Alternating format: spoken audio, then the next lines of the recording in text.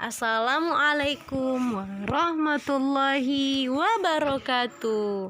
Apa kabar anak-anak Miss sekalian? Semoga dalam keadaan sehat dan tetap semangat ya. Walaupun sampai hari ini kita masih belajar daring. Doakan semoga pandeminya cepat segera berlalu agar kita bisa bertatap muka.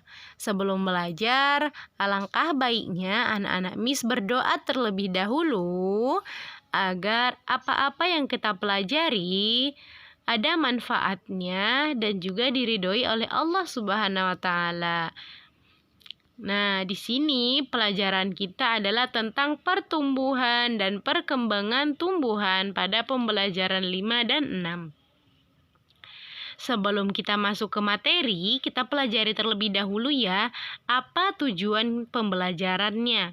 Yang pertama, siswa dapat mengidentifikasi ide pokok dari informasi yang disajikan tentang pertumbuhan dan perkembangan tumbuhan spora dengan tepat. Yang kedua, siswa dapat menuliskan pokok-pokok informasi yang disajikan tentang pertumbuhan dan perkembangan tumbuhan yang berkembang biak dengan cara mencangkok. Yang ketiga, siswa dapat menceritakan pengalaman berkaitan dengan manfaat bersatu dalam menjalankan satu kegiatan yang dilakukan di sekolah dengan benar. Yang terakhir, setelah mengamati contoh, siswa dapat memecahkan masalah sehari-hari yang melibatkan pembagian dengan benar. Oke, itu tujuan kita dalam mempelajari materinya. Nah, kita masuk pada pembahasan yang pertama tentang perkembangbiakan dengan spora. Miss, apa itu spora?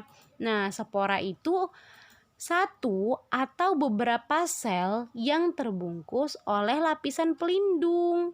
Miss, sel itu apa, Miss? Sel itu unit kehidupan paling kecil. Jadi kalau misalnya kita mau melihat sel itu kita gunakan mikroskop karena dia ukurannya kecil, lebih kecil lagi daripada biji sawi. Kita taunya yang paling kecil itu biji sawi ya, tapi ternyata di bawah itu masih ada yang lebih kecil yang disebut dengan sel. Nah, jadi spora ini juga dia sangat kecil dan juga sangat halus. Nah, jadi spora itu sebenarnya bentuknya kayak biji, cuman dia sangat kecil dan halus dan bisa diterbangkan oleh angin. Nah, perkembangbiakan tumbuhan itu ternyata ada yang berkembang biak dengan spora. Nah, contohnya itu tumbuhan yang berkembang biak dengan spora itu contohnya yang pertama adalah tumbuhan paku. Yang kedua ada lumut. Yang ketiga ada jamur. Yang keempat ada tumbuhan yang namanya suplir. Nah, pada tumbuhan paku di mana Miss di sini sporanya berkembang biaknya. Nah, berkembang biak itu maksudnya adalah bagaimana tumbuhan paku ini bisa menghasilkan tumbuhan yang baru. Nah, jadi di sini sporanya itu ada di sini nih yang berwarna merah ini disebut dengan kotak spora. Jadi di dalamnya itu ada spora. Kecil-kecil kayak biji, tapi dia kecil dan halus. Di sini juga. Nah, jadi ini bisa diterbangkan oleh angin saking kecil-kecilnya di dalam sini ya. Itu pada tumbuhan paku. Jadi kalau misalnya kita ambil ini nih, kotak sporanya kemudian kita taburin ke tanah, maka nanti akan tumbuh tumbuhan paku. Tumbuhan paku yang baru. Nah, kalau pada lumut nih, pada lumut anak-anak, ini kan ini ada kayak benang-benang gitu kan. Nah, di ujung benang-benang ini juga terdapat spora. Ini pada lumut. Jadi sporanya itu ada di sini. Di ujung kayak benang-benangnya ini, gambar yang ada di sini. Nah, di situ terdapat spora. Begitulah lumut berkembang biak. Nah, kalau pada jamur anak-anak, pada jamur itu sporanya itu terdapat pada tudungnya ini bagian atas. Jadi kalau misalnya kita pegang jamur itu bagian atasnya itu kita akan merasakan kayak ada yang halus-halus gitu. kayak debu. Nah, itulah spora yang terdapat pada tumbuhan jamur. Kemudian kalau pada suplir, nih suplir anak-anak. Nah, suplir ini nih dia di pinggir-pinggir sporanya, berkembang biaknya dengan ini. Jadi kalau kita ambil ini, kita pegang, tangan kita juga akan kayak ada debu-debunya gitu. Kemudian kita letak di tanam, maka nanti akan tumbuhlah tumbuhan suplir ini. Nah, itu dia tumbuhan yang berkembang biak dengan spora. Selanjutnya, kita akan bahas tentang mencangkok tanaman. Perkembangbiakan dapat melalui tunas dan umbi.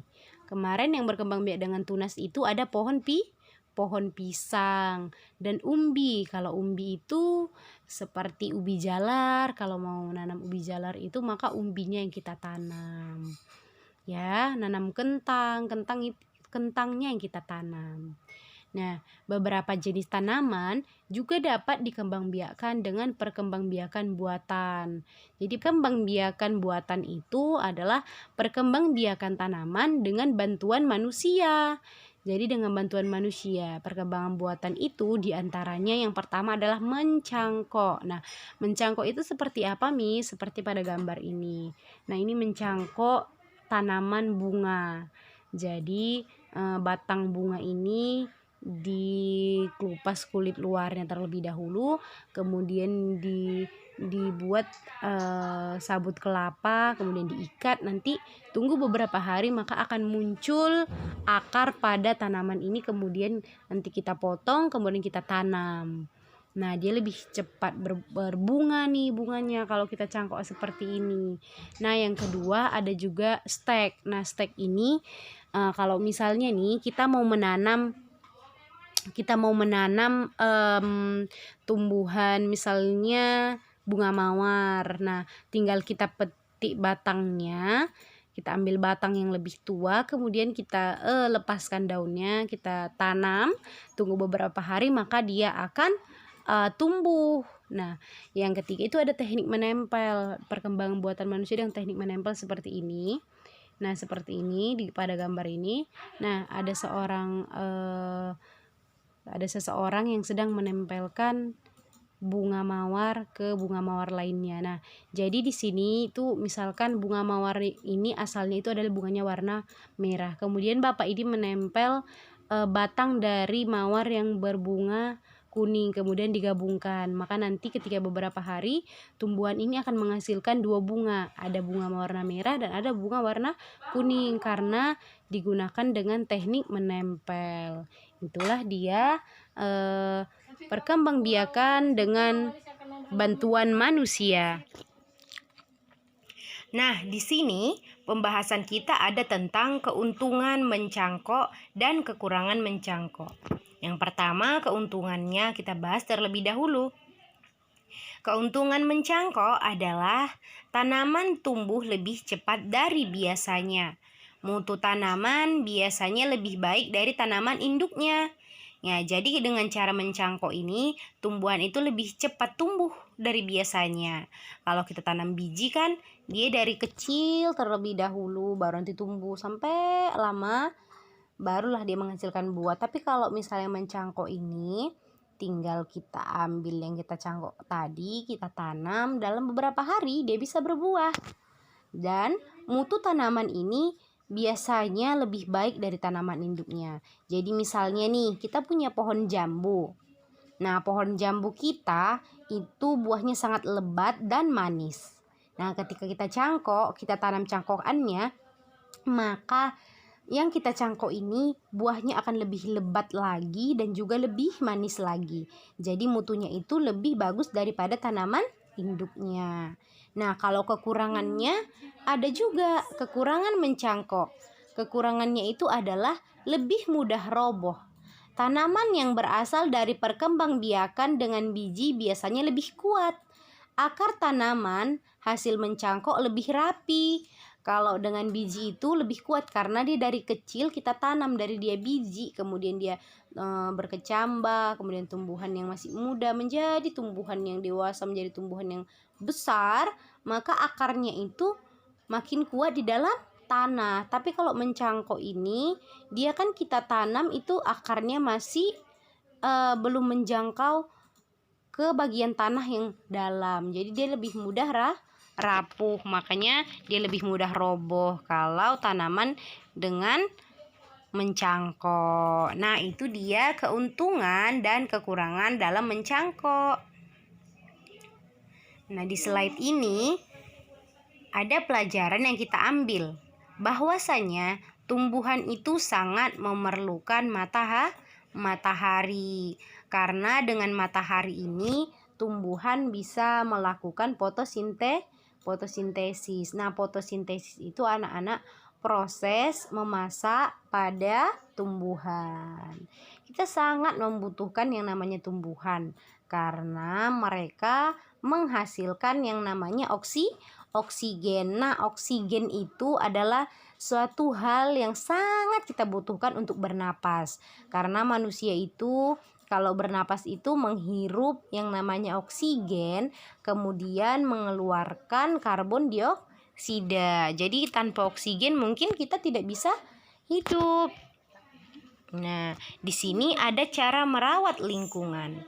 Kegiatan merawat tanaman termasuk mencintai lingkungan. Merawat dan memelihara tanaman merupakan kewajiban kita terhadap lingkungan. Melalui kegiatan menanam, kita ikut serta menambah jumlah pohon. Semakin banyak pohon ditanam, semakin baik udara di sekitar kita.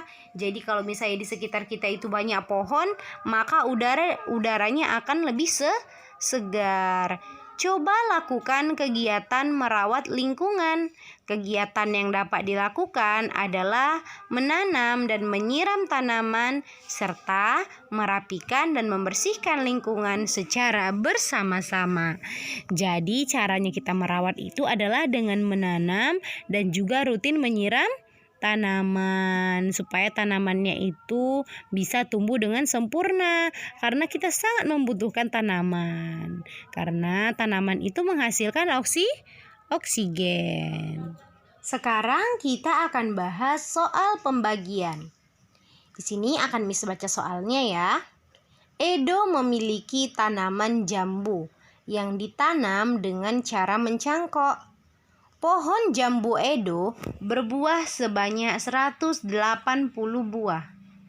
Edo ingin menyimpan jambu tersebut di 3 tempat.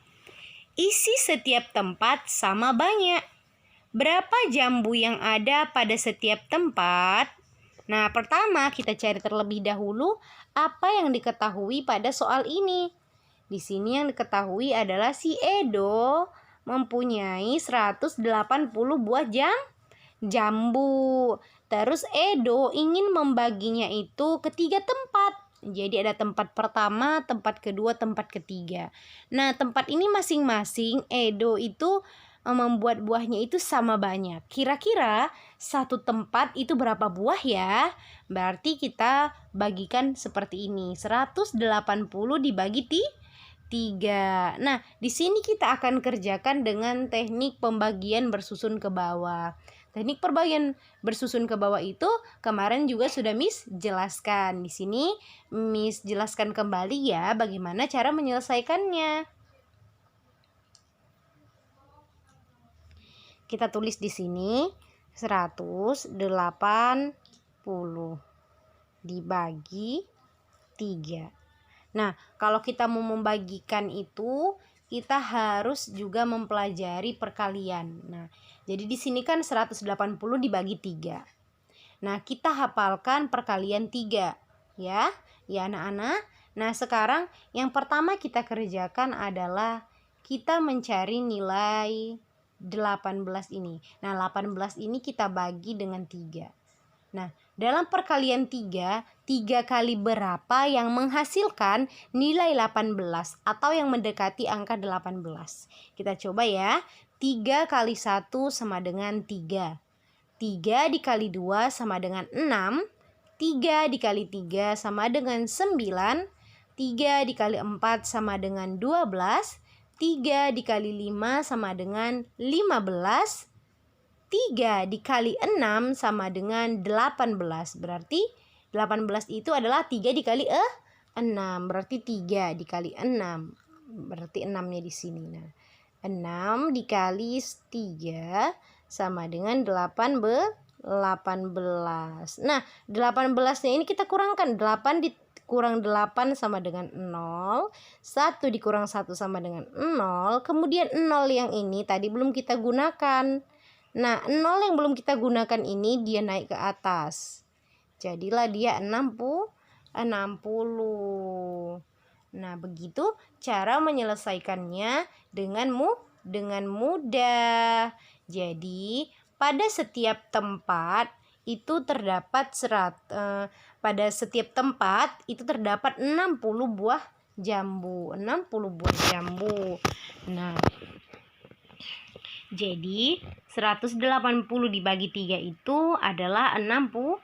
Nah, ada juga cara dengan kita cari itu 3 kali berapa yang hasilnya 180 kali berapa yang hasilnya 180. Bisa juga seperti ini. Nah, jadi 3 kali berapa yang menghasilkan 180. Jadi 3 dikali 6 60. Jadi berarti pada setiap tempat itu terdapat 60 buah. Tempat 1 ada 60 buah jambu, tempat 2 60 buah jambu, tempat 3 60 buah jambu. Jadi kalau dijumlahkan itu 3 kali 60 tambah 60 120 ditambah 60 menjadi 180. Begitulah cara menyelesaikan pembagian dengan bersusun ke bawah dan juga dengan metode perkalian.